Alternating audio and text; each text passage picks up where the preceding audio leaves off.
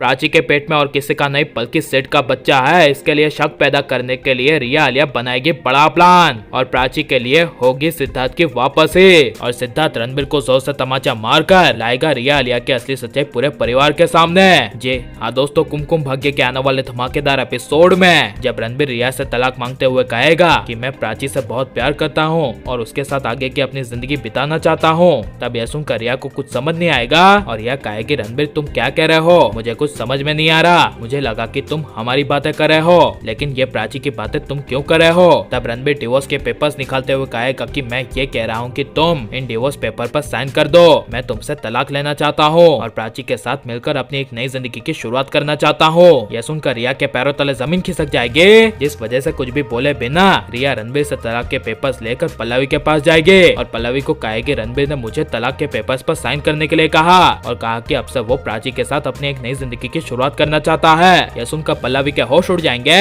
लेकिन जब प्राची रिया को परेशान देखती हुई रिया के पास आएगी और कहेगी कि रिया क्या हुआ, तभी रिया गुस्से से प्राची का हाथ पकड़ के प्राची को जोर से धक्का मार देगी और गुस्से से चिल्लाकर कहेगी कि यह सब तुम्हारी वजह से हुआ है। तभी जब रणबीर प्राची को संभालेगा तभी सामने से पल्लवी रणबीर को कहेगी इस घर की बहू सिर्फ रिया है। तब रणबीर कहेगा प्राची मेरी पत्नी है और वो मेरे होने वाले बच्चे की माँ बनने वाली है और मैं प्राची से अपनी जान से भी ज्यादा प्यार करता हूँ और इसीलिए प्राची की सिक्योरिटी और उसकी सलामती के लिए मैं अब से अपनी प्राची के साथ अलग रहकर इस घर को हमेशा के लिए छोड़ने का फैसला करता हूँ। यह सुनकर रिया पल्लवी आलिया के पैरों तले जमीन खिसक जाएगी, लेकिन पीछे खड़ी दीदा विक्रम के होश उड़ जाएंगे और विक्रम काफी खुशी से रणबीर को गले लगा लेगा और दीदा काफी खुश होकर प्राची को गले लगाते हुए कहेगी मैं परदादी बन गई, आज का दिन मेरी जिंदगी का सबसे खुशी का दिन है। जिसके बाद रिया इन्हीं खुशी में रंग में भंग डालने के लिए जब रणबीर को कहेगी कि प्राची ने कहा कि वो तुम्हारे बच्चे की माँ बनने वाली है तो तुमने उसकी बातें मान ली, अरे तुम्हें पता नहीं वो तो सिद्धार्थ के साथ कब से रह रही है और तुमने कभी सोचा नहीं कि तुम्हें ये बात प्राची ने अभी ही क्यों बताई। तब यह सुनकर रणबीर को काफी बड़ा शौक लगेगा,